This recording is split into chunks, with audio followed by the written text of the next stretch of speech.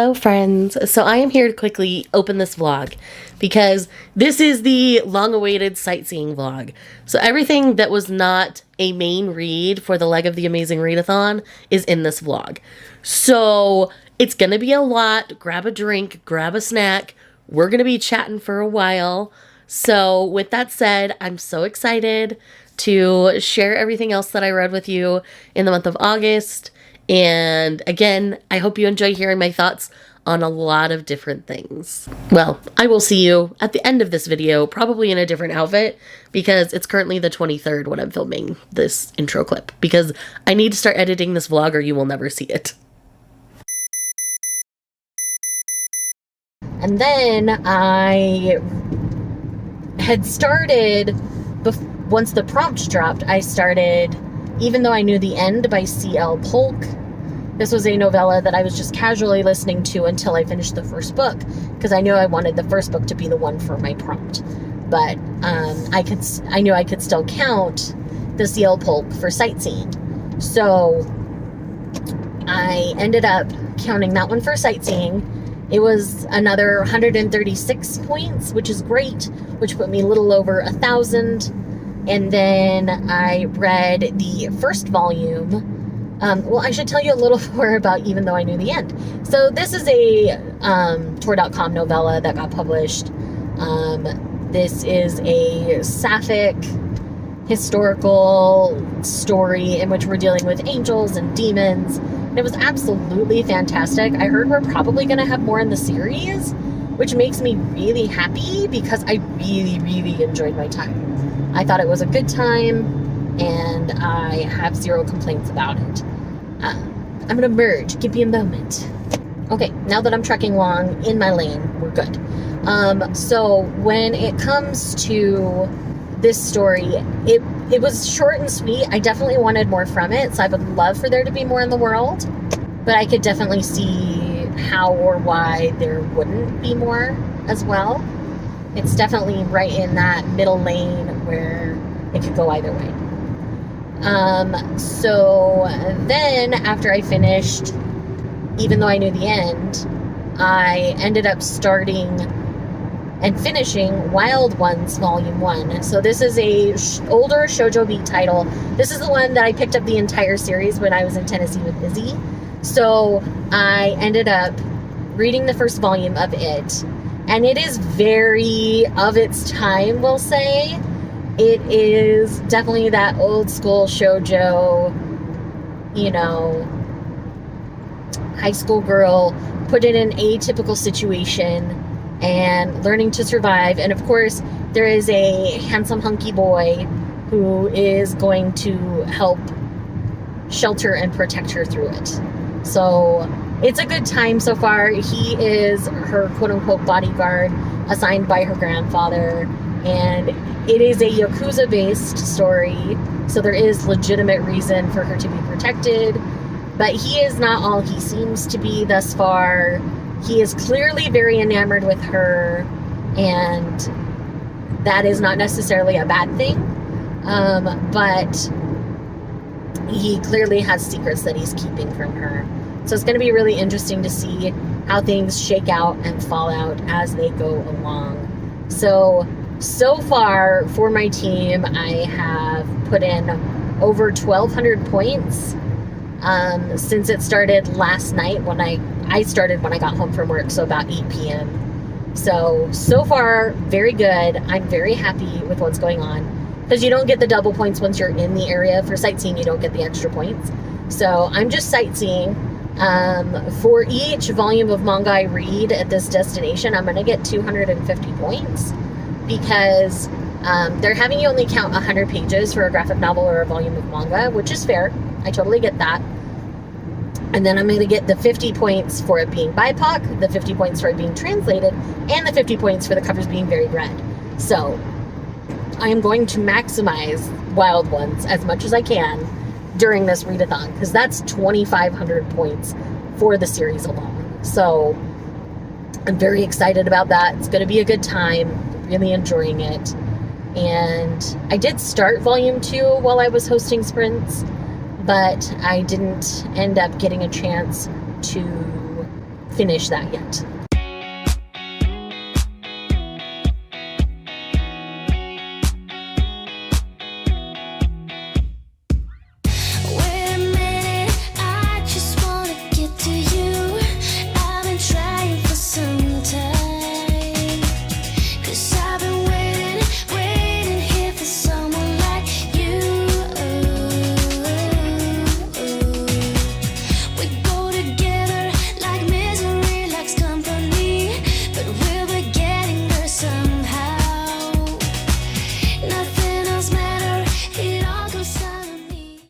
I did start an audiobook, and I'm not sure if I like it. It's a satire, and I didn't realize it was going to be a satire. So it's How to Stay Productive When the World is Ending, Productivity, Burnout, and Why Everyone Needs to Relax More Except You. I'm about 30% in at this point, and I don't know how to feel yet. I'm going to give it at least another 10% before I decide for sure, and then I'll know what's going on. So with that said, that is all for now. I have read these 3 volumes of Toilet Bound Hanako-kun. I'm not going to do them in a separate video, but I am adoring this series so far. Most likely today I have to go over kind of towards my bookstore anyway. So there is a 95% chance I will go and pick up more volumes so that I have them as backlog for when I need GRC and some things. And I wanted to see if any other ones that I was excited about came out. So, hello. It is the next day. I have driven back to work. I got here a little early, so I decided I would go ahead and film this clip because last night I didn't really sleep. It's a thing. After that, because I was still, like, laying in bed trying to sleep, I decided to start going through a bunch of my digital manga. So I read a bunch of that last night. So let's start at the beginning. We'll see how many I remember before I have to pause and look them up to make sure that I talked about all of them. So the first one that I read was Matcha Made in Heaven Volume 6. This is one that I read I read basically everything that was out at the time when I read it during Manga Love and Summer. And so another volume had come out. I had purchased it a while back and just hadn't gotten around to reading it yet. So I finally read it. And with where Volume 5 left off, Volume 6 was perfection. So many things that have been kind of loose and kind of hanging in the balance really kind of rounded out and closed that part of the story in this volume. So it was a very satisfying volume to read. The art is absolutely stunning in this series. So the cover, of course, is beautiful. And I really love Matcha Made in Heaven. It's a really great josei series. I'm madly adoring it. It's fantastic. I have to remember.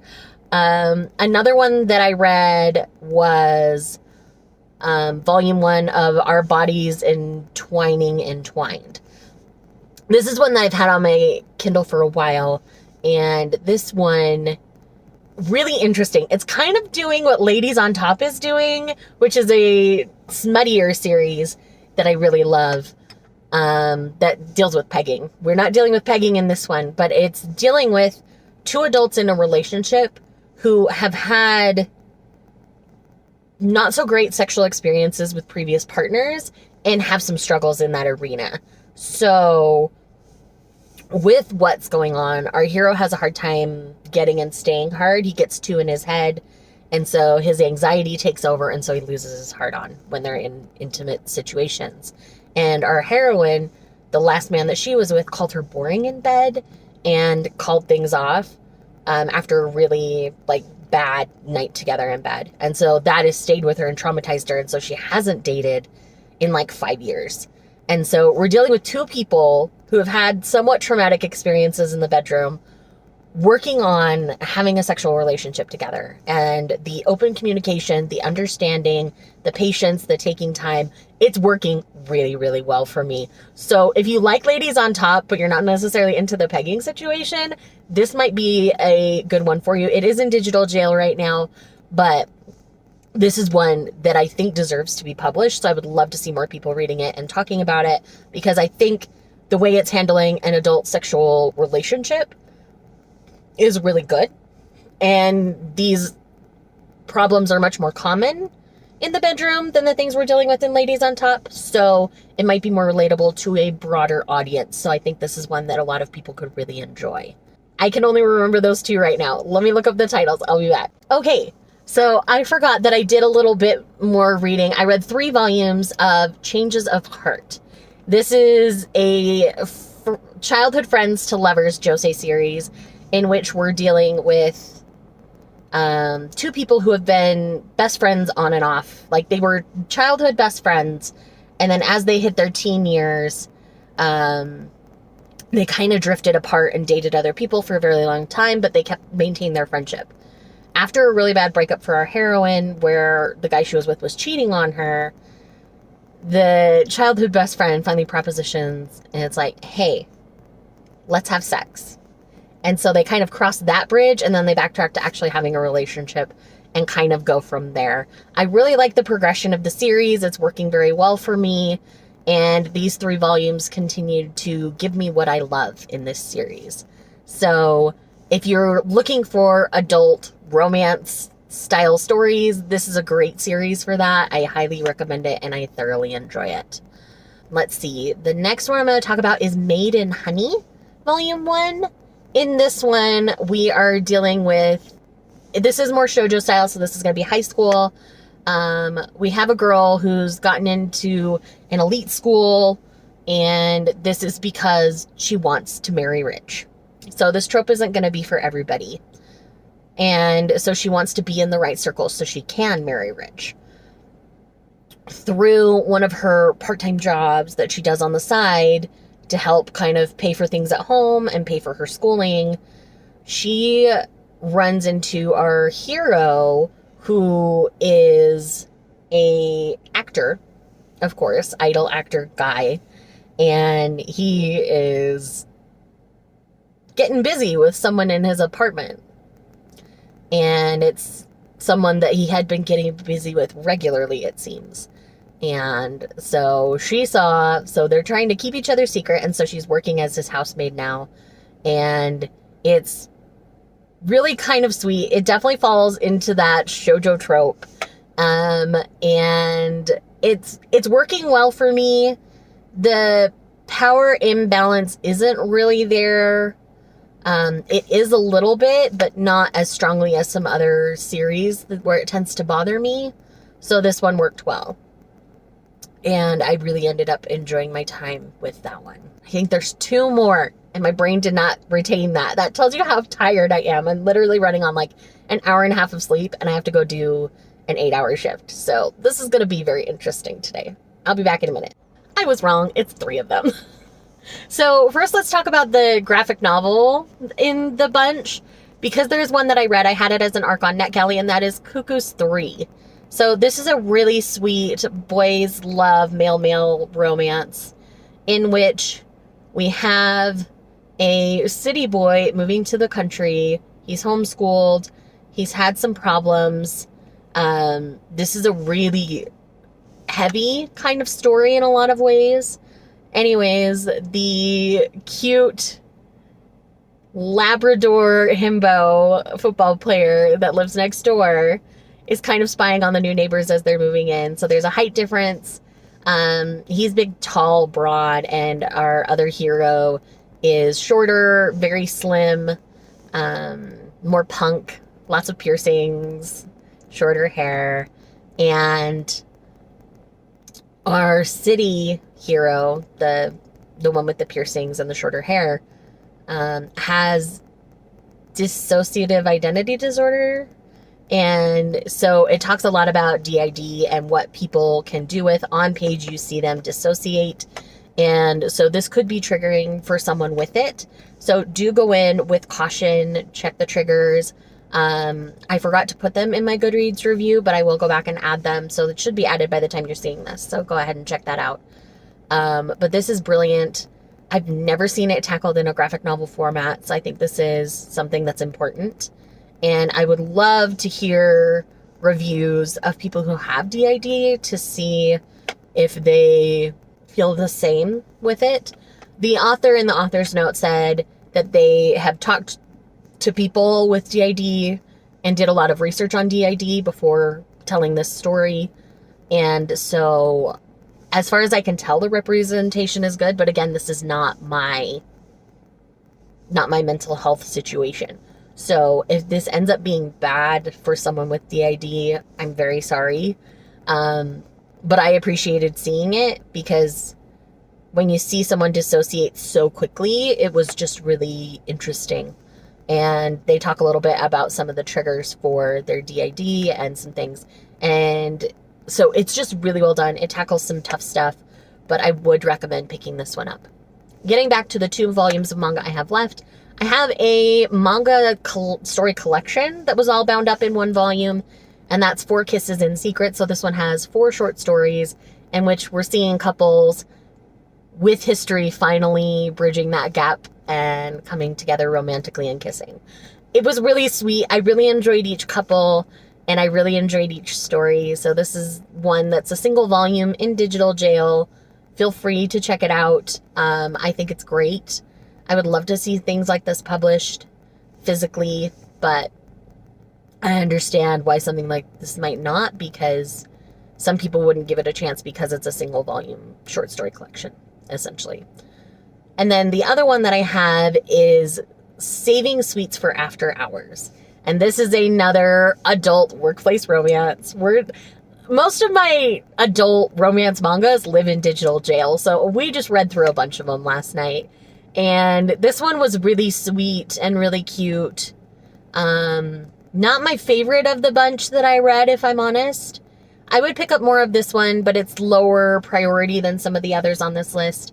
But it was still really sweet and really cute, and I had a really good time reading it. So after that very long, drawn-out update, I'm going to go into work. I'm still here a little early, but that is okay. I would rather do that than fall back asleep and potentially not get back up for a while. That would have been a problem. I've got lots of caffeine. I will go into work. I will do my best, and that will be enough for today. There are hints and talks that the next prompt might drop tonight. So I don't know what's going on with that right now. So I'm going to be at work for the next few hours. I'm not sure what I'm going to pick up next. I might not pick up anything. I did do a lot of reading. My eyes are fairly tired, so I might just give myself a break on my breaks today and not worry about reading anything. I basically logged almost 3,000 points for my team with everything between finishing Zara and all the manga that I read. So I'm not feeling bad about my contribution to this leg of the race. So if I feel like reading something else, I will. Otherwise, I'm just going to chill, and that is honestly okay. I have some physicals that I might pick up, because yesterday I saw that they had The Villainess and The Demon Knight Volume 2 at work, so I ended up picking that one up. So I might read this because this cover's stunning. And I'm really curious how Volume 2 is going to go. And I'm sure y'all want my review of Volume 2, like I've done with the other Steamship titles. So with that said, I'm not sure what's going to happen. I might just save that for tonight or tomorrow. But yeah, we'll see how much energy I burn at work, essentially, and we'll go from there. Hello, Editing Shay here. So I realized I don't have some of my sightseeing talking for you because I was a hot mess express and I got sick. And so I wasn't filming. So shame on me. We're going to fix that right now. So we are currently still in the second leg of the race in Mexico City. And so with where we left off, I then read Monster and the Beast Volume 3 and Volume 4, which concludes the series.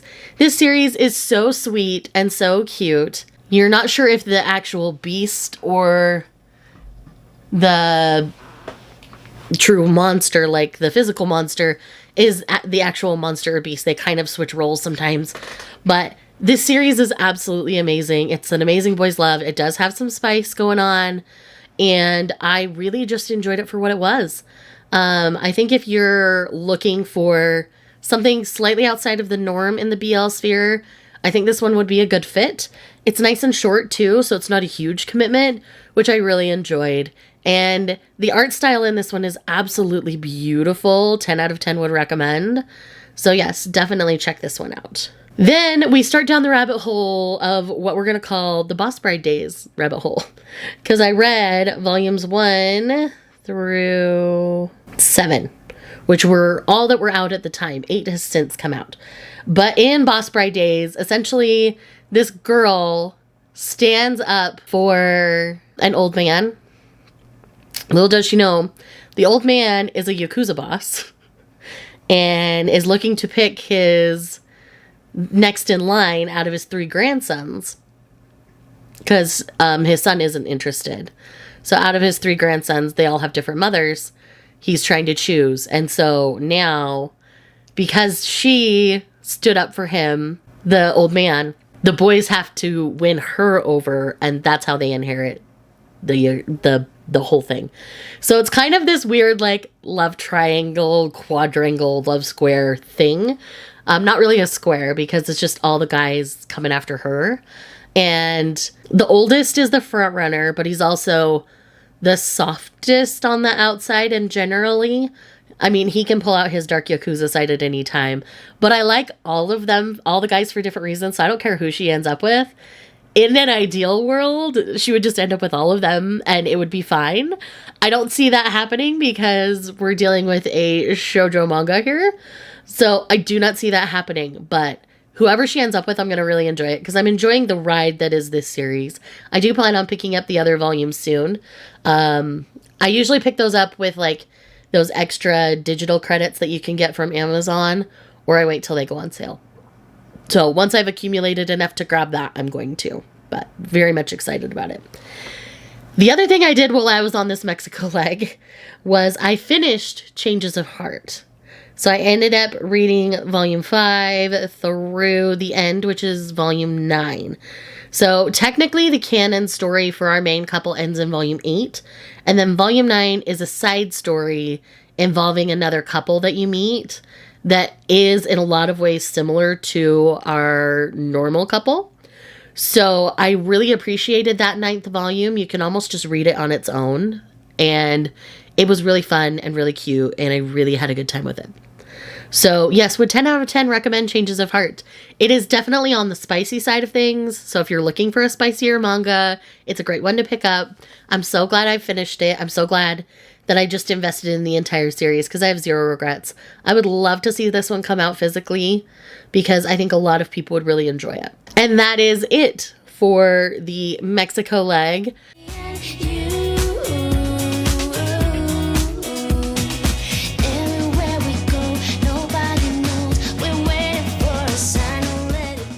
Let's go ahead and move on to the Sao Paulo leg of the race.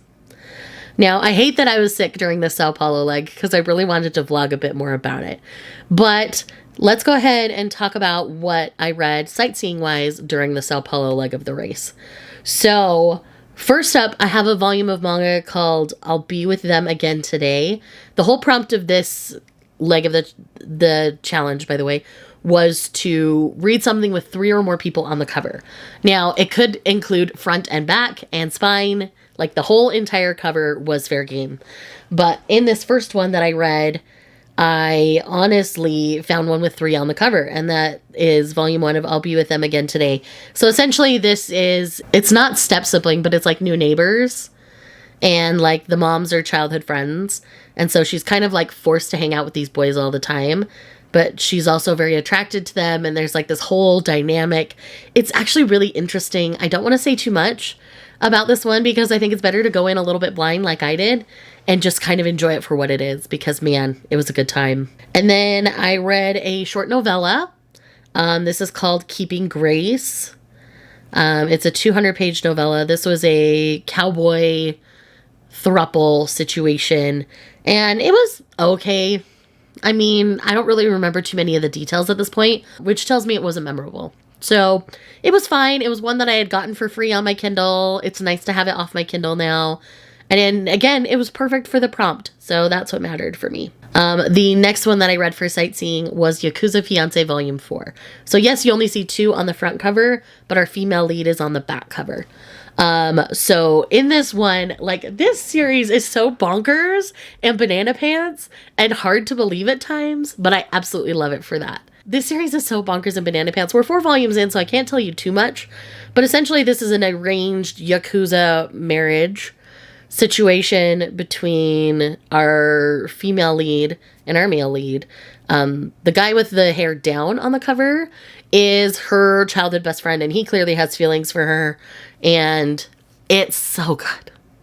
It is so good, and I cannot wait for the next volume because I am obsessed with this series. This is like, if you liked Something's Wrong with Us, this is gonna kind of scratch that itch in between, even though, like, Something's Wrong with Us is almost done.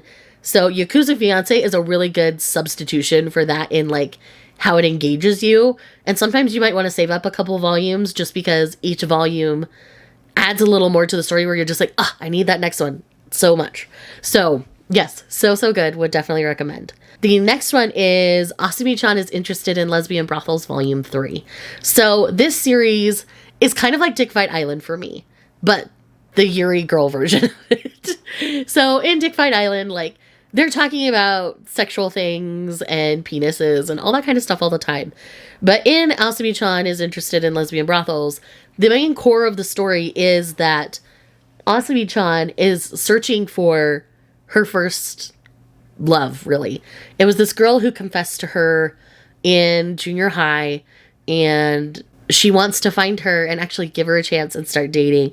And she heard through the grapevine that she's working at a brothel now. And so she's like going to brothels and testing them out, exploring her sexuality while she's also looking for this old friend. And it's so cute and so pure in so many ways, but it's also like dirty and filthy. And I love it for that. So, like, I just love it. And it's not like pervy, you know? Because, like, you can have sexual things that are kind of like pervy, but then you can also have one where they're like sweet and genuine and someone genuinely exploring their sexuality, and that's what this is. And so I love it for that. And that is it for this leg of the race. I can now get back to editing, and we will talk more if I need to add more things in later. Hello, friends. So I am currently sick, so it is hard for you to see my face right now, and I know my voice doesn't sound 100%, but we're going to go ahead and do this because it just needs to happen. There's way too much to talk about. So first up, let's talk about the 4th leg, going to London. So one thing I did for sightseeing is I decided to reread one of my favorite series, and that is Beauty and the Beast of Paradise Lost. So I reread Volume 1, Volume 2, Volume 3, Volume 4, and the final volume, Volume 5. This is a really short Beauty and the Beast inspired story that I absolutely love and adore, and definitely would recommend picking up on reread, going straight through. It was still very enjoyable. So this is one that definitely has rereadability. So if you like a good Beauty and the Beast story, this is definitely one I would recommend getting for your shelves. This one, really, the art style is fantastic. It's the same mangaka that does Angel Sanctuary, so if you're familiar with their art, you can kind of tell what's going on these covers, and it's stunning.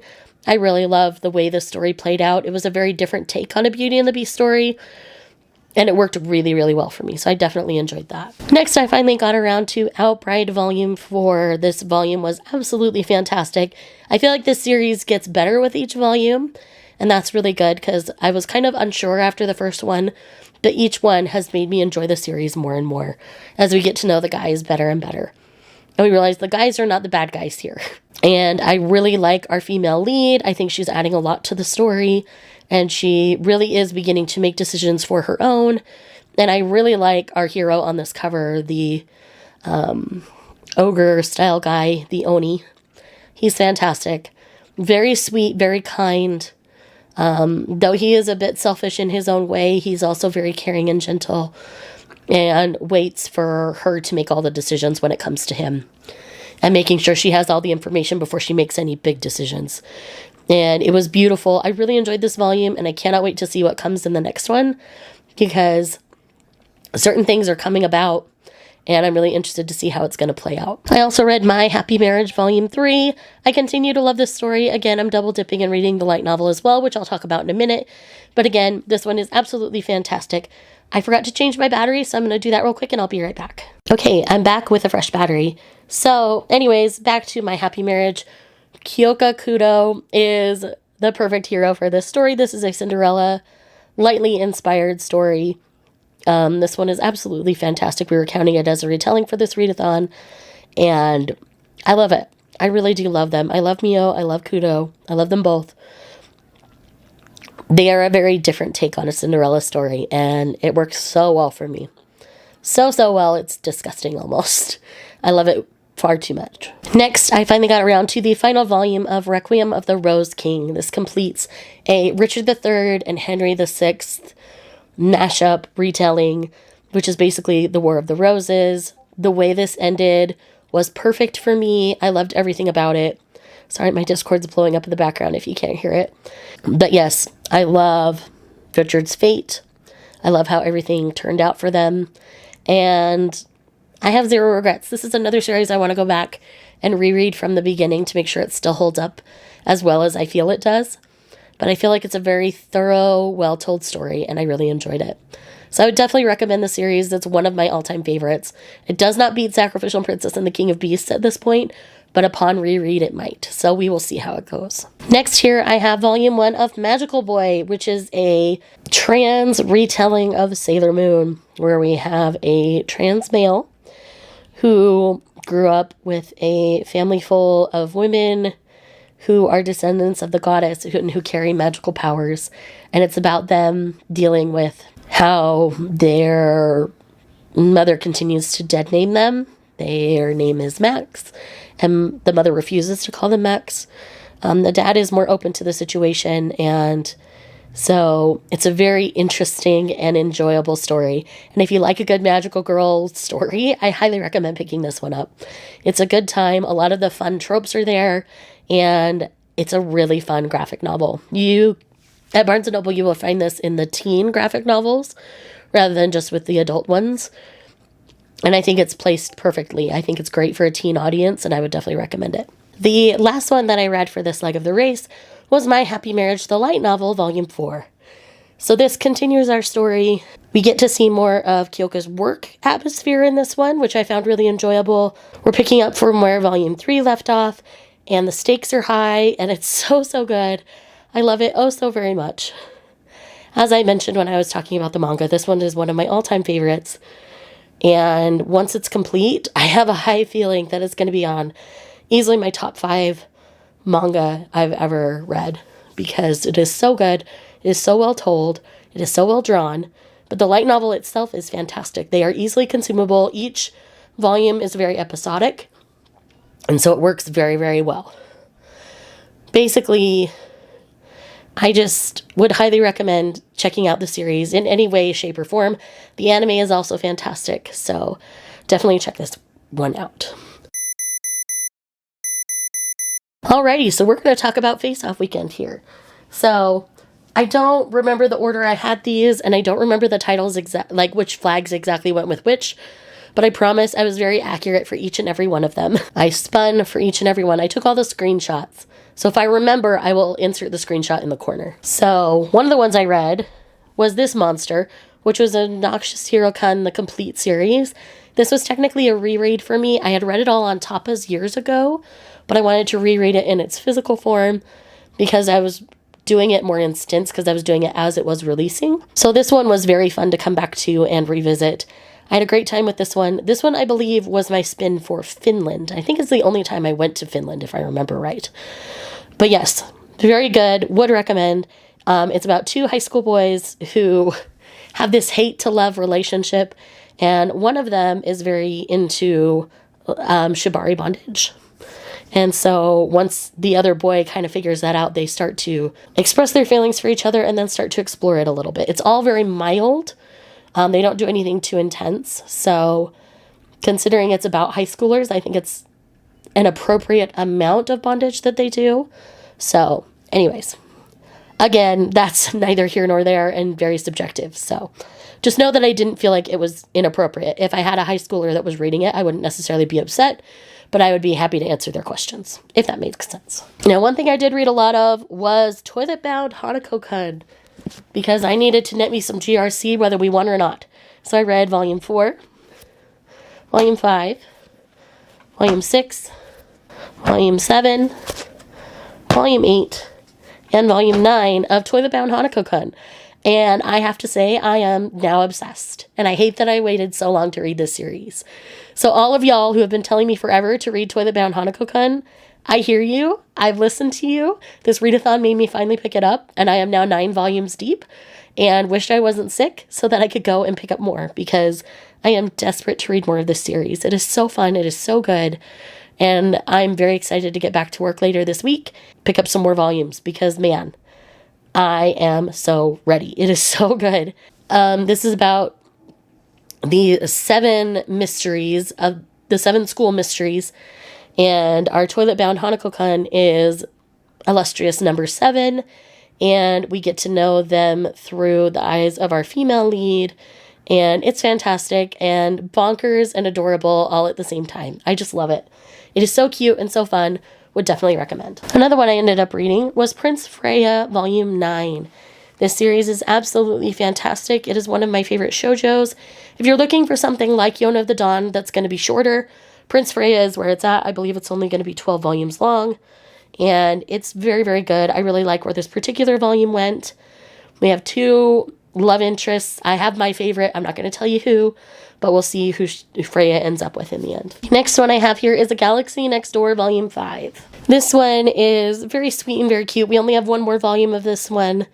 This is essentially about a alien girl who comes down and ends up working with our hero who works on a manga, and she wants to learn more about manga, create her own, all that kind of stuff. So it has that going on in the background. But it's also about the 2 of them having a love story. The way they start interacting initially is a bit forced, but that is taken away about halfway through the series. And then from there, they decide if they still want to be together. And it's really sweet and really cute. And I really love how it's playing out. And I cannot wait to see where the final volume will take us. I've just got 1 more as soon as it's out. Next, I have Run on Your New Legs Volume 3. I'm a bit behind on reading these. I believe the final volume is out now, but I still need to catch up. But this is about a teenager who was a soccer star who ends up losing his leg in an accident. And so we're kind of experiencing him as he comes back to sports through track and field and running on a sports prosthesis. And it's amazing. It's heartwarming. And it definitely goes there. You see them deal with pain and you see them deal with things not fitting right. And it's very good. It doesn't only deal with the physical, but it deals with the emotional sides of what could happen to an amputee. I can't speak to the representation specifically because that is not me, but everything I've heard is top notch. And I agree, it's very well done. Next, I read this really cute BL story called Delivery for You. This is about how kind of a shut-in guy with a part-time job at a dry cleaner ends up getting a crush on his delivery guy. So he starts ordering more and more, so he gets to see the delivery guy more often, and they both catch feelings for each other. This is absolutely sweet.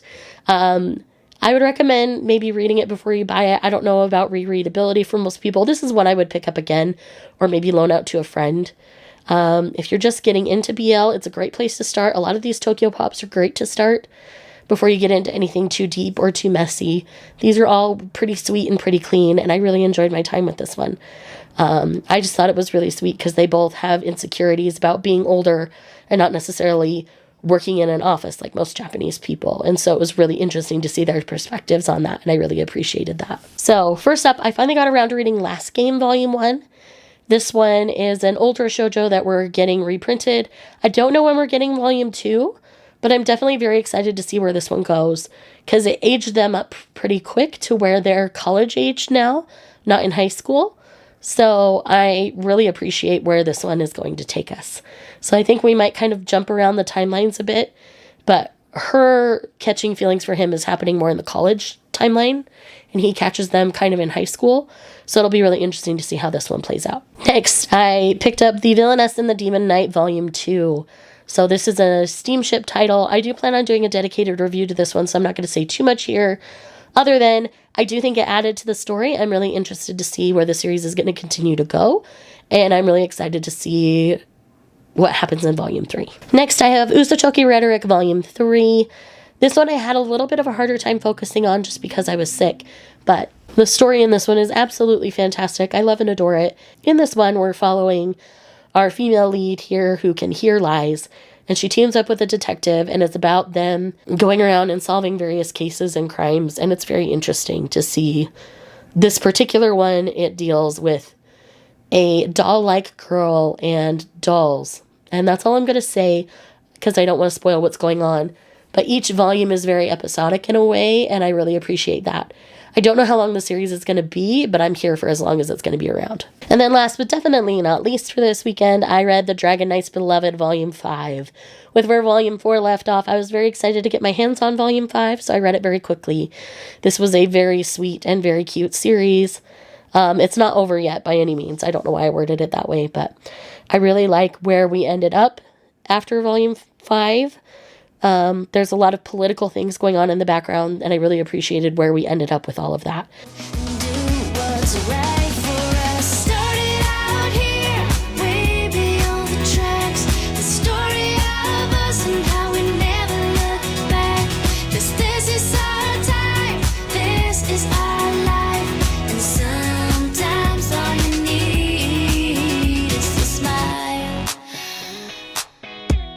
To get by, we're one step closer to find ourselves a perfect place. Editing Shay is back. She realized she didn't talk about any of her sightseeing for Rome. So we're going to do that. Okay, so the first thing I read for sightseeing in Rome was a book called The Hunchback by Regine Abel. I almost read this during the retelling prompt, but then I opted to do it for the book that has romance, just because timing-wise it worked out better for me. I really like this. Regine Abel is one of my favorite indie authors, honestly. She writes amazing, like, alien sci-fi romances, and I'm here for it. I really love them. I love the worlds that she builds. This particular Hunchback retelling is done in a very unique way, and I really liked the results of it, because it ended up being super cool. The next one I read for this prompt is called Unorthodox Love by Heidi Shertock. This is a Jewish-inspired romance, so it's all about the modesty and being very active in her religion, and she ends up falling for her boss at work. Anyways, he had kind of lived kind of the wild child life, and he ends up, through his experiences with her, realizing that he wants more from life than the way he'd been living. And he does end up exploring that through exploring Orthodox Judaism. So this was a very different and unique romance for me. I ended up really enjoying it. I had a good time, and I really just would recommend it. I love reading books about cultures other than my own. And this is another proof of that. Even though I grew up very religious and still feel very religious, Judaism is one that I don't know a ton about their day-to-day life. And so seeing that so plainly in this novel was really beautiful, and I really enjoyed it.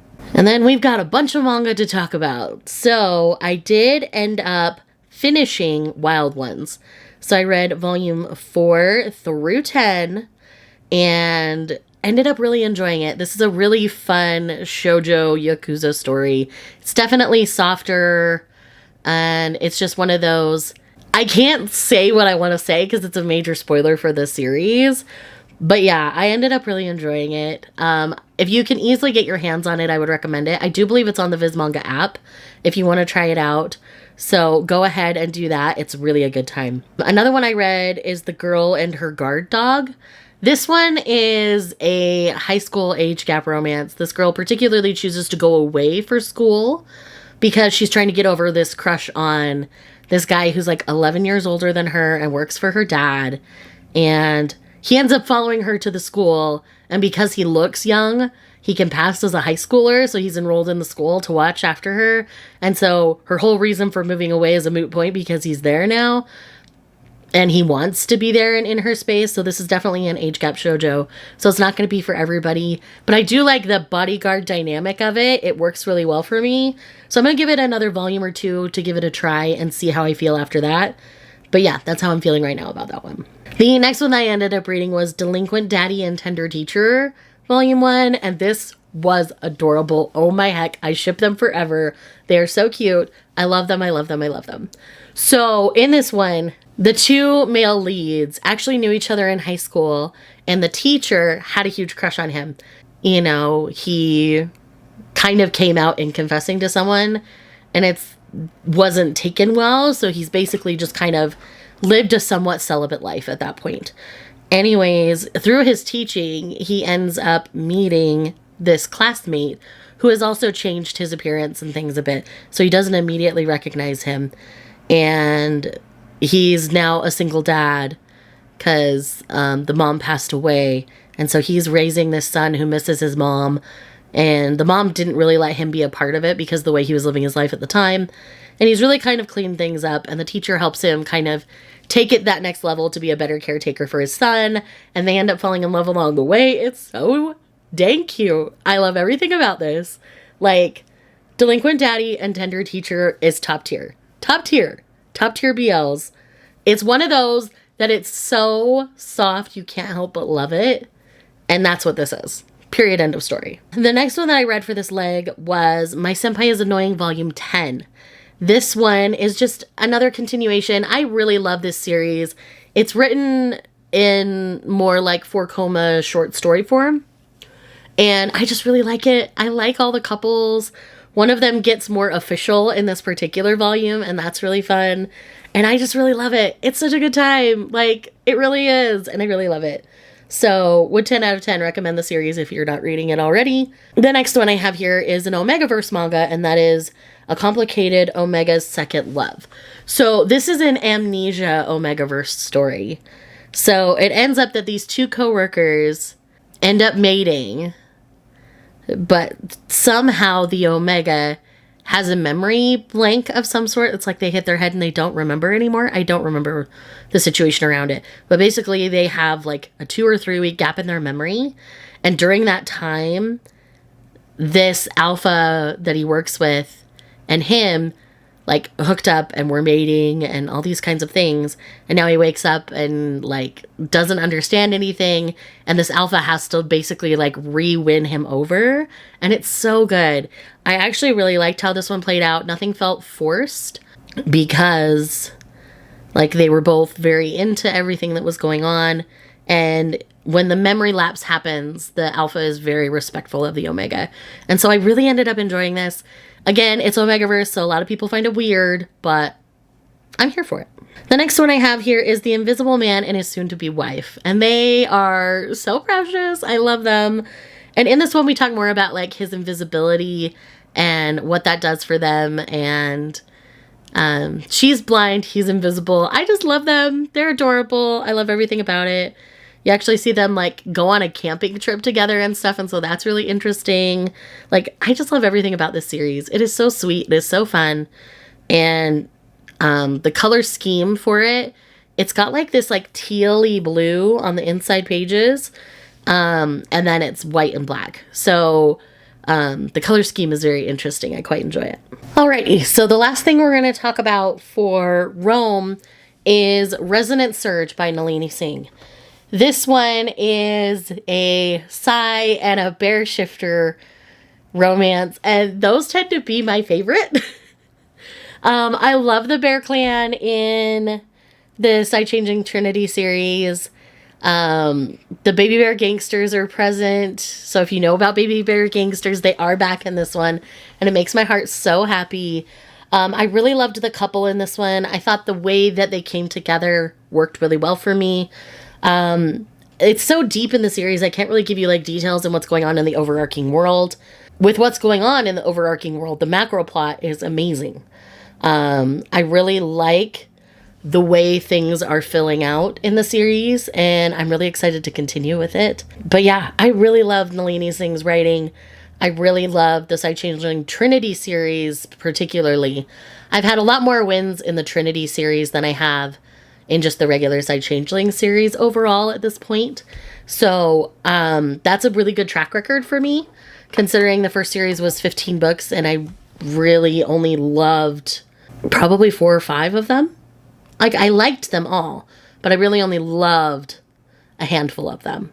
But I have loved most of what's going on in Side Changeling Trinity. I do think the macro plot is more interesting, and that might be helping it. I don't know for sure. But overall, I think the couples are very good and very solid as well. So, yes, had a great time with that one. I will see you in the next clip when we're talking about the next leg of the race. Oh, I realized I didn't talk to you about my sightseeing for Santorini. So let's go ahead and talk about that real quick before I jump into the Cairo ones.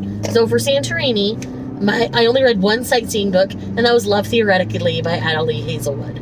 It just ended up working out well for me. It takes place in Boston, which is on the coast, and I really just enjoyed my time with these characters. This is a very Adelie Hazelwood book, so if you're not a fan of her writing, you're probably not going to like it. If you like her writing, you'll jive with it.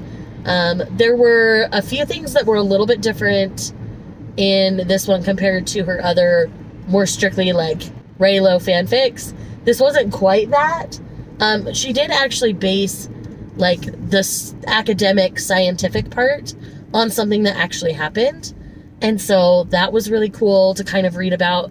Honestly, the plot is what kept me going more than the romance in this one, which I think people will either love or hate when it comes to Adelie Hazelwood. So when it comes to that, I really enjoyed the plot, found it very interesting, and am very much looking forward to seeing her stretch her wings a little bit and find her footing in different tropes for a story. Because she did like a girlfriend for hire situation with our heroine, which I really enjoyed, because she ends up fake dating the hero's brother, and it's just really interesting. I really had a good time with it. Solid 4 out of 5, not a new favorite, but of the Adelie Hazelwoods I've read, I think Love Theoretically is my favorite so far. So take that with a grain of salt and for what you will. Moving on to Cairo, yes, I've read 12 volumes of manga for Sightseeing in Cairo. 10 of those were all from one series, so let's talk about that real quick. I decided to go back and read some more in Red River. So Red River is an older shoujo series that is no longer currently in print. If you want physicals, it's going to cost you an arm and a leg. But honestly, I love this story so very much. I will pay Viz all the money. I'll buy them all digitally, and if they ever decide to release them physically again, I will buy them all. And honestly, they could easily do like some special editions of them, and the community would eat them up and buy them because it's so good. Anyways, Red River, for those of you who don't know what Red River is about a Japanese teen who is isekai'd back in time into ancient Egypt era, in the time of Ramses the Pharaoh, so very far back, and is claimed to be Ishtar, goddess of war, because of how she arrives in the world. And she essentially falls in the lap of the prince, and it's their romance, as well as all of the political maneuverings and machinations going on in the greater world with the Dowager Queen, who is also a witch with evil magical powers and black water, and it is so good. Like, y'all, this series is so good. The art is very of its time, but that does not change the fact that the story is absolutely stunning. And it is also a very, like, sex-forward shoujo. It's all done very tastefully, and they do talk about how consent is a big thing, and the only time, like, they fool around a little bit for quite a while, but then in the 10 volumes that I read, which were 11 to 20, there is actual sexual intercourse that does lead to a pregnancy. Now, I am going to put a trigger warning out there. This series does contain a miscarriage. So that was unexpected for me. I'm sure that's not something people talked about when this was originally coming out, but it is something that is there. It is present. Basically, like, the barge that she's on to go away to be protected ends up being attacked. And so she was already starting to have some cramping pain from all the stress. And then, due to the trauma of what happened during the accident, she miscarries. And the way they handle all of that was very realistic to me. You see her mourning the loss of the child that she made with the person she loved. You see him thinking he's lost her, because most women don't survive a miscarriage in this time. And so you see his grief, and you see them both kind of grieve and come back together, and it's done in a really good way, in my opinion, for a manga, especially in the time in which it was written. It was done very well. It still holds up pretty well now. There are a couple things that I think they would change, but all in all, it really held up solidly good. There are other love interests that she has potentials to be with, but she only wants to be with Kale, and I really enjoy how their relationship continues to develop. And, you know, everybody's pushing, she's a commoner, she's not of this world, she can't be queen. But all the people are like, make her queen already, but all the politicians don't want to. And so it's very interesting. And the Dowager Queen, of course, is meddling and causing all sorts of problems. And yes. So, with that said, Red River's amazing. Keep reading. Like, read Red River. Read it digitally. They range between like $5 and $7 a volume on the regular. So you can easily get them for not as expensive as physicals. So if you're okay reading digitally, definitely do that. Then this morning, I'm currently on my way to work, but before I left, I got up early enough that I had enough time to read volume 8 and 9 of Apothecary Diaries. Y'all know how I love Apothecary Diaries. It is so good. These volumes just solidified how much I love this series. It is so well done. I was just squealing. I really adore Jinshi. I love Mao Mao. I love them together. And I really just adore the fact that he's so, like, almost a himbo around her, but he's not like that with anybody else. And it's just so amazing. Like, he's so gone for her. It's so cute. And, but all of the political things going on centered around, like, all of the courtesans of the imperial court. It's so good because it's so, like, political and almost like catty, almost like Real Housewives level catty. It's so good. I really just enjoy it, and I have a really good time every time I'm reading it. So yes, read Apothecary Diaries if you have not. Clearly this is just me telling you to read things that I've enjoyed. So with that said, that is all that I've got for now that I've read. I think I have some historical mangas digitally, so I might read those, like, on my breaks at work. But I also may take a break. I don't want to burn out during this readathon. I'm still reading quite a bit, but I also have 30 and 30 coming up. That announcement's officially live, so I don't want to burn myself out for that either, because I think I'm going to be crazy and try to do 30 volumes of One Piece and then 30 volumes of my other stuff. So it's going to be a mood, it's going to be a moment, and we're going to see how it goes. All in all, this leg of the race has been good to me so far. We'll see how much more I get read during this leg. And I'm expecting a prompt drop either tonight or early tomorrow morning. So we'll see what happens. Brie Loki can do whatever she wishes, but I don't know. Maybe there's been a prompt drop while I've been filming this 12-minute clip between the original leg of the race and then the sightseeing we've talked about. So anyways, I'm gonna stop. I gotta exit the freeway to get to work anyway, so we will chat more later. Hello, so let's talk about some sightseeing that I've been doing. Currently, my current audiobook is Twisted Secrets by Katie Robert, which definitely fits this prompt. And I had started it a little bit before this prompt just because I wanted to read it anyway. And then it ended up fitting the prompt, and I haven't hit 50% in it yet. So that is definitely going to continue to be my audio. But last night, after I finished, or I didn't finish The Heart Principle till this morning, but I did do a little bit of sightseeing last night before I finished, and didn't count them till today, obviously. But I read 2 volumes of The Wizard and His Fairy. This is just a short little manga duology. It was cute. I mean, I'm glad I got them for free. So, I don't know that I would pay money for them. I mean, if they were combined into one volume, maybe. Because I think combined it'd be like 300 pages. So, I feel good about that. It was cute. It was fun. I would revisit it. So, solid 4. But again, that's one I would debate to physically own. But digitally, I'm perfectly fine to have it, especially since I got them. I either got them for free or like $1. I got it super cheap.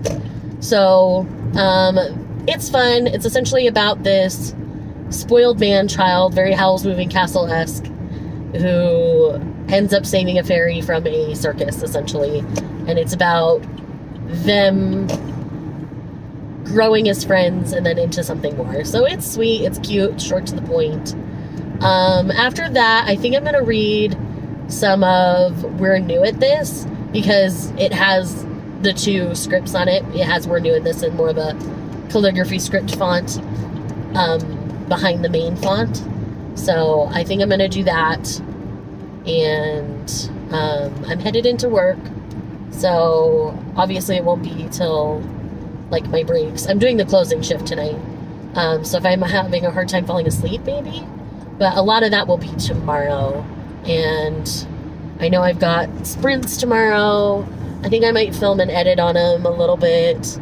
But I also would like to get a lot of reading done for this leg. By the time you're seeing this, the readathon will be over. So this leg of the race, the Cairo leg, we won. So that was exciting. That is the 3rd time the red team has won.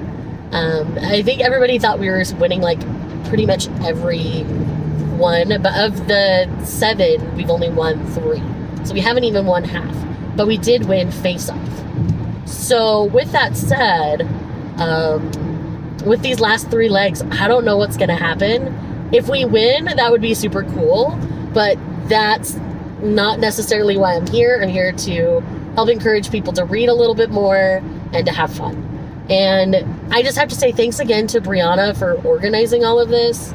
I mean, if she does this in future, we want her to rely on us a little bit more, because she's taken on so much of this.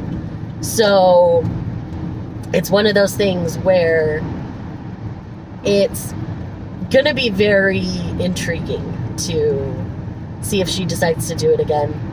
This has been very intense, so depending on what's going on at this point in my life next year, I may do it again, but I don't know for sure. It has been fun. I've gotten a ton of reading done, which is great. But there are other ways I can get a ton of reading done that are a little less stressed, but I don't know, kind of the having to anticipate what the next thing is going to be and reading as much in a certain way. So maybe I'll do like a challenge thing with my members and like have them challenge me to read certain ways, and I do it like on a spinner wheel. So each book I choose, it's one of their prompts for me. I might do something like that. So if you're not one of my members, please look at joining my memberships. They're very cheap. I do my best to give you early access to things. I'm behind on my vlogs for Yona and One Piece for you guys, obviously. So I will be getting those up. That's probably what I'm going to be working on tomorrow during sprints, honestly. Because I have a lot to catch you up on, and I have a lot of reading in Yona to do as well. Though I'm not sure it actually counts for the prompt. I'll have to relook at the font on that. Hello. So let's finish up talking about my Beijing reading. So I only read one more thing for Beijing, and that is The Tale of Genji. I've had this one digitally for a while. I didn't really love it. I have no desire to continue on this one. It was just very like I was being told, not shown, essentially. And so this one didn't quite land for me. I was really kind of sad about it because I was very hopeful. But yeah, this one just didn't work for me, and that's kind of a bummer. I also read 3 volumes of We're New at This, because this kind of has 2 different script fonts on it. You have one in the background and then your main title. This is about a mostly newlywed couple and kind of their everyday life and shenanigans. It's one that I've really enjoyed for a long time. I'm really glad I had an excuse to read a couple more volumes and had a good time with that. I believe the next couple I have here physically. I do. So let's make things a little easier on editing, Shay, because I've been editing this vlog. It's already an hour long, so that's also why I'm kind of being brief with my thoughts at the moment. So as of right now, I did read The King's Beast Volume 10. This particular volume revealed a piece that ended up relating to some trauma from one of the characters and how they dealt with that particular trauma, which had kind of been hinted at in previous volumes, but it was brought to the forefront in this one, and we kind of address it in this one, and about how that is just part of this person now. And I thought it was done very tastefully, very beautifully. I have 0 complaints about this. It was absolutely lovely. And as always with this one, the art is stunning. So we love The King's Beast in this house. Yes, it had a little bit of a bump in the middle, but I really think it's come into its own kind of story, and it's really beautiful, and I really love it. So would definitely recommend The King's Beast. Then I have What's Wrong with Secretary Kim Volume 2.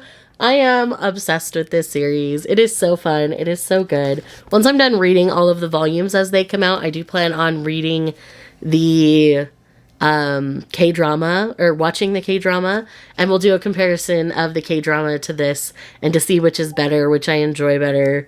But this was really fun. This is a full color manhwa, and I really had the best time. If you are not reading What's Wrong with Secretary Kim and you like a good office romance with a grumpy hero, I highly recommend, because this scratches every itch in that department, and it's fantastic. It's so good. It's not really steamy or spicy at this point. I don't expect it to be really, but the storytelling is amazing. I have 2 more things I read for Sightseeing in Beijing.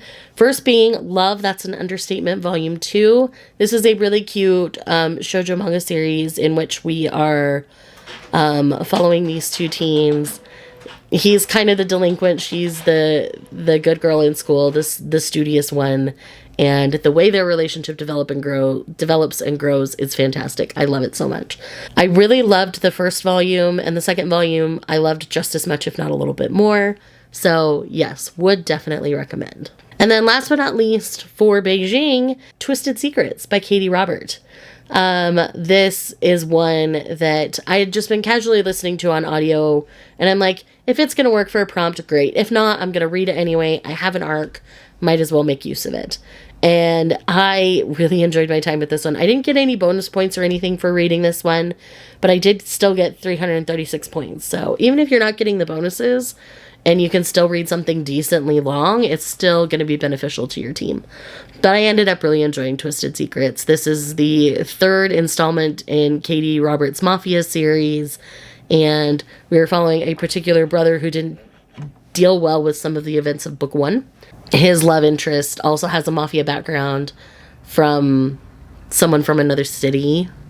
And that's all I'm going to say here on the setup, because I don't want to spoil things for other parts of the series. So it's very, very good. I would highly recommend it. I love these new covers that Forever is doing for Katie, because I think they do work with the series. All right, now we're going to talk about the little bit of sightseeing that I've done so far in Tokyo. So let's talk about Tokyo. I've only done some sightseeing for 2 volumes of manga so far. So let's talk about them. The prompt for this one is a book with a destination or a direction in the title. So 1 is a direction and 1 is a destination for this. So the first one is Run on Your New Legs, Volume 4. So when you're asking what the direction is, it is on for this one, because he is literally running on a new prosthetic leg in this volume and in this series. And that's why I'm counting on for this particular one. In other contexts, I might not. With this context, it does work. because they're literally running on top of a new prosthetic. So that's why this one works. Anyways, it's brilliant. I love it so much. This is one of my favorite disability representation mangas. We deal a lot with the good, the bad, and the ugly of having a prosthetic. We deal with the emotional side. We deal with the physical side. And we're dealing with a teen who's learning to get back into sports, which was what he lived for before his injury, in a different way that works for his prosthetic. So it's a brilliant series. I would highly recommend it. If you have not read it yet, please do. It is so, so good. So, so good. I mean, I'm going to insert a picture here of a particular panel because I pretty much cried when I saw this, because it, leading up to this moment, was really just this beautiful thing. And it's something that's been building for a while, and I just really appreciated it. So, anyways, the other one I read is A Destination, and that is Kowloon Generic Romance Volume 4. My Barnes & Noble finally had it, so I was able to read it. Kowloon is a walled-off city in China that was essentially teared down. But in this one, this is a fictional Kowloon, and the city basically is a character in and of itself in the story.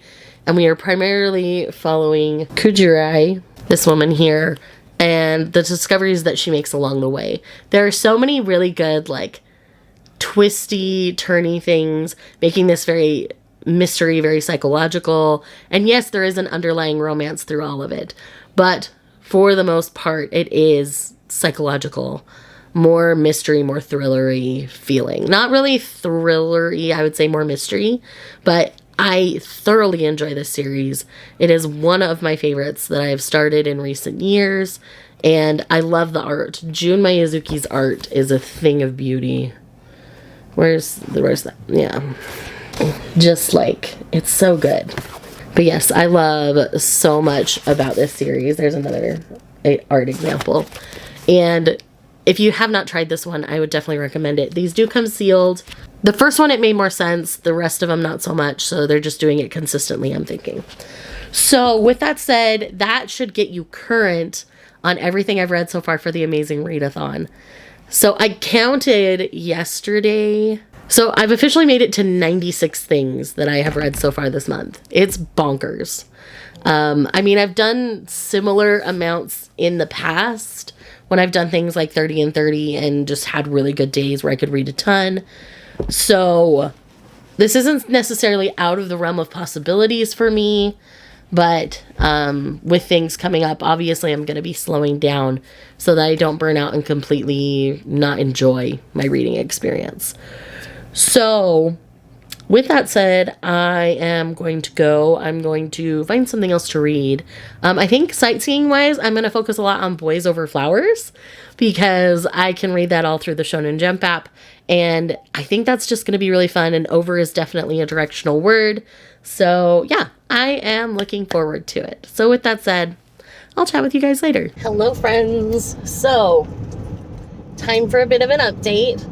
We are once again in the car because, you know, work is a thing. Work has to happen. So, it is Sunday morning. It is the 27th.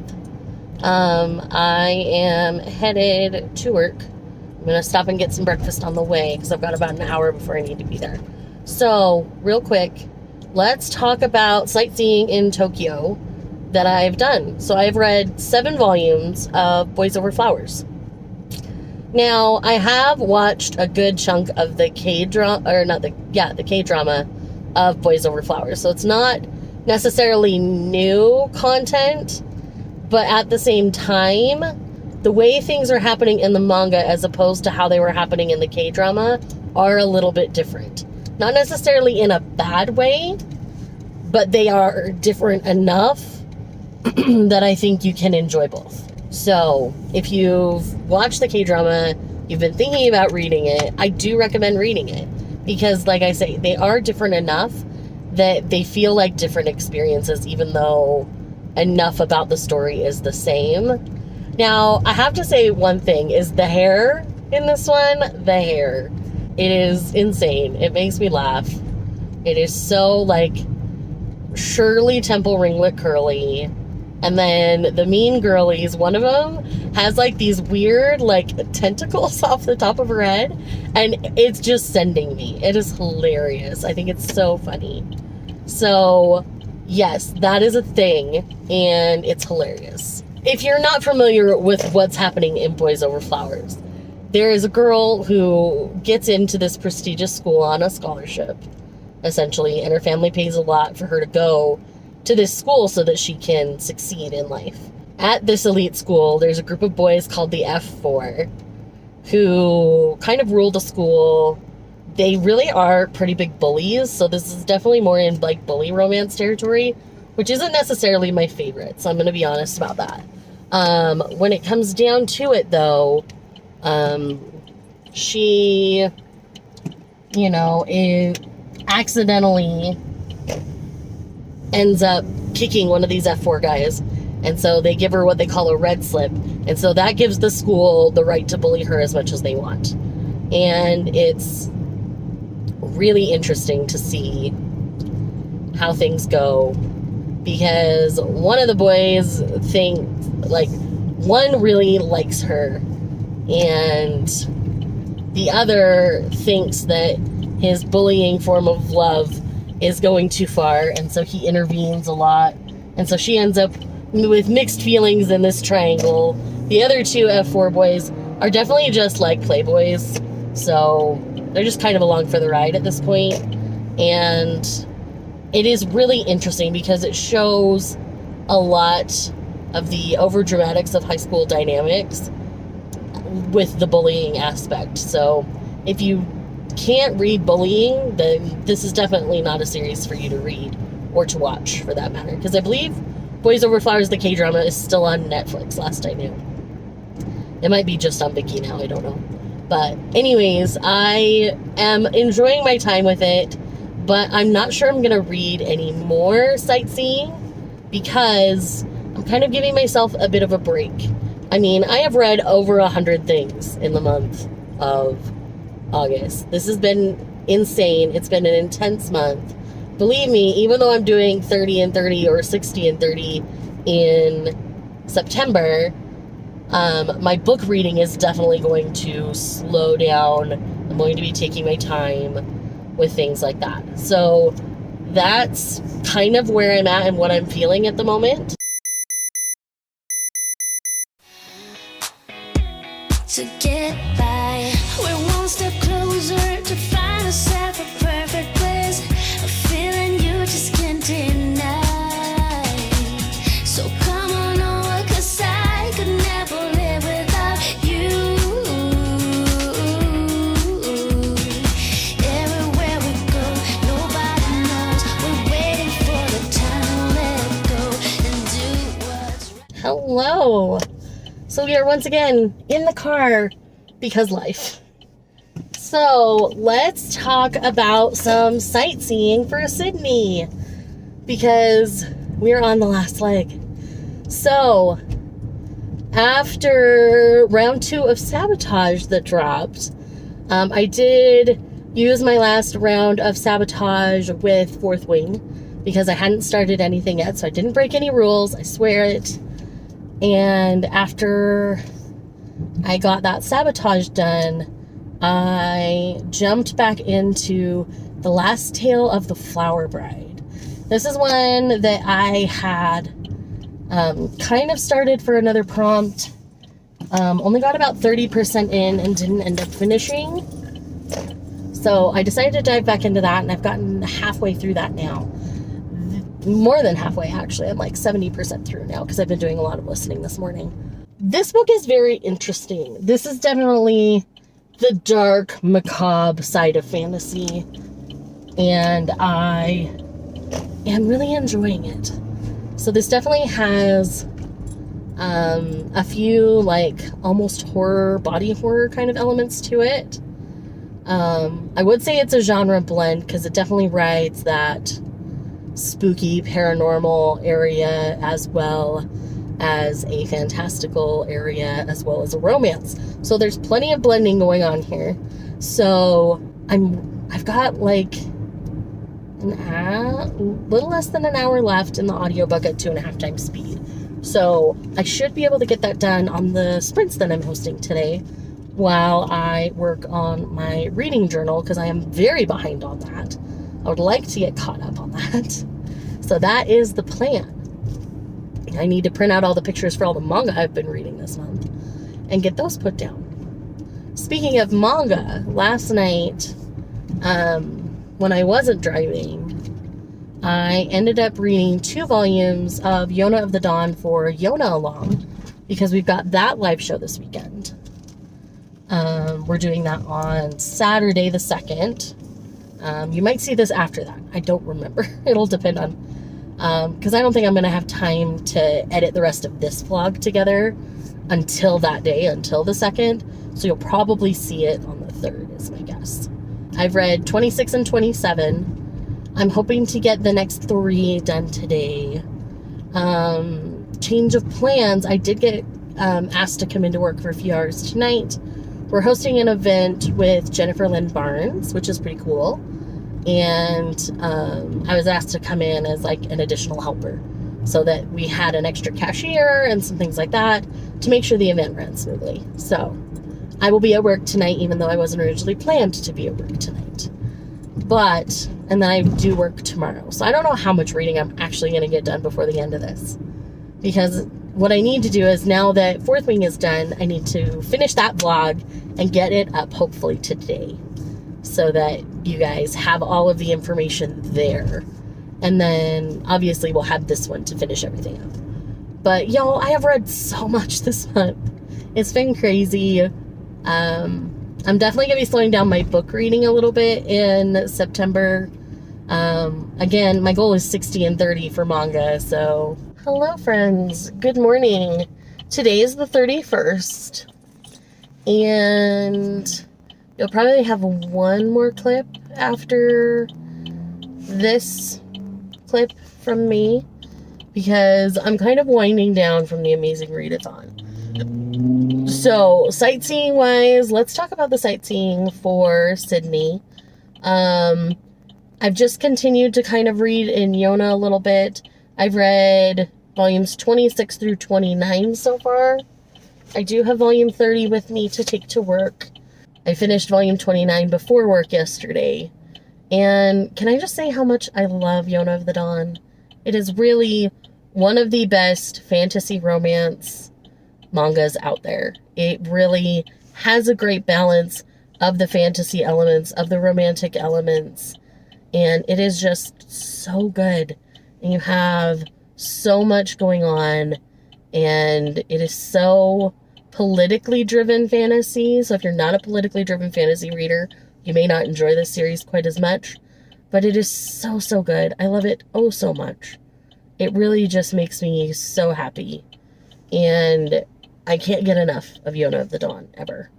Like, it is just not possible to get enough Yona, in my opinion. I absolutely adore it. I'm probably just going to read volume 30 and then call it. The new One Piece live action dropped tonight, or dropped today. So I will be watching that, and I will be recording things as I watch it, but I won't be posting anything until the strike is over, because I don't feel good about posting until the strike is over, so I'm not going to. That's just the plain and simple of it. So yeah, I'm out and about this morning because I had a dental appointment this morning. I have to go back in a couple of weeks. We're going to do a slightly deeper cleaning. We're noticing some things with my gums that we want to kind of take care of before they become a big problem. So it's more preventative than corrective, which is great. It's part of why I am very careful. Like, I have a lot of dental anxiety. I know that there was one day where I had a total breakdown at a dental appointment, and I recorded it all. I was just sitting in the parking lot crying and talking to you guys. Because of that, I have a certain hygienist that I work with. She's actually somebody I know, outside of the office. We went to high school together, and we know each other pretty well. I go to the same dentist I went to as a kid. It's the same office. I actually saw the same dentist today. they just kind of share in the office. I'll see. When it comes to the dentists themselves, I'll see whoever, because I trust everybody in that office. But when it comes to who my hygienist is, I'm much more particular, because as a stranger poking and prodding in your mouth, Danae's been doing it so long that I just appreciate her expertise. And especially in this, where she wants to just help me with some preventative things to make sure that I don't have problems down the road, especially where I'm getting up there in years. I appreciate it. But yeah, anyways, this vlog is already going to be so long. Why am I talking about my dental anxiety with you guys? I don't know. It's because I care about y'all. And if anybody else has dental anxiety, just know you're not alone. I'm there with you. And yeah, so I'm going to go to work. I'm going to finish Yona of the Dawn 30. And then I will come back with kind of a final wrap up tonight. And I will let you know my total points for the entire readathon. Hi, friends. So let's kind of do my final wrap up here. So when it comes to total titles read in the month of August for the Amazing Readathon, I read 123 titles. 22 of those were actual novels, and 101 of those were volumes of manga. So it was a very high volume reading month for me. Total points that I submitted for our team, including the points that I would have submitted for Faceoff weekend, is 39,038 points. That's insane. Period. End of story. So I know a lot of people chose to sabotage Red Team based on my submissions. And I don't think that was the right choice, because when you think about it, they basically wiped out my points and the lowest person's points, unless someone on Red was submitting more than me, which is very possible, because a lot of my titles read were volumes of manga, so I was only getting like 200 points per, where other people read upwards of 60 novels, where they were getting 300 to 400 points before bonuses. And so, anyways, I could have read more during this month, but I'm glad I didn't, because I'm still feeling excited to read. I'm not feeling that burnout like I was afraid of. If I had to pick a favorite read from the readathon, it's going to be Daughter of No Worlds, far and away. That was my favorite thing I read this month, book-wise. Manga-wise, for Sightseeing, probably the chunk of Red River that I did, because I really enjoy that series a whole ton. So with that said, there will be one other tiny clip where I react to the winner of the Amazing Readathon, unless it just got dropped right now. It did. Okay, here we go. Let's see who won. Oh... Okay, everyone, the vlog is behind, so I'm going to announce the winners here. Then the vlog will go up later today. Didn't want y'all to have to wait for the winners. So without further ado, we're waiting for the next part. Oh my gosh. I do think Red has a good chance of winning. We had a very active team throughout the entire readathon, and I know they did a huge push on the last leg. So I'm very interested to see who the winner is. I have a feeling she's purposely drawing it out right now for people. This is Brie Loki at her finest. But while I'm waiting for that to drop, I just want to say thank you to Brianna and all of the people that participated in the Amazing Readathon. This was truly an amazing experience to be part of and to be asked to be part of. Was it intense? Yes. Would I do it again? Maybe. Anyways, there's going to be a lot of talk about the readathon moving forward, what we want to change, what we wouldn't change, things like that. So I'm very, very excited. I think she's going to do final rankings for all of them. So let's go ahead and see what's going on here. So in 5th place, with a total of 5,813.29 average points, was the purple team. In 4th place, with a total of 6,079 and 68 average points, was the yellow team. Okay. In 3rd place, with a total of 6,595 0.33 average points was the blue team. That's surprising because I thought they were going to get first or second. So it's us or green. What the heck? That's crazy. I think we won. The heck? In second place with a total of 6,653.41 average points was the green team. That means we won. Oh my gosh. By how much? It has to have been wicked close because already it's been close. It's all been within 1,000. Wow. Wow. And the winner of the Amazing Readathon with 6,714.11 average points is the red team. So, difference-wise, let me math this out. So, we've got 6653.41 minus 67141. So, the difference in points was 60.7 points was the difference between us and green. And like, oh my heck, that is insane. Green is like the silently taking the win almost. If we hadn't been so active, green would have beat us. That's insane. I'm floored. That is so cool.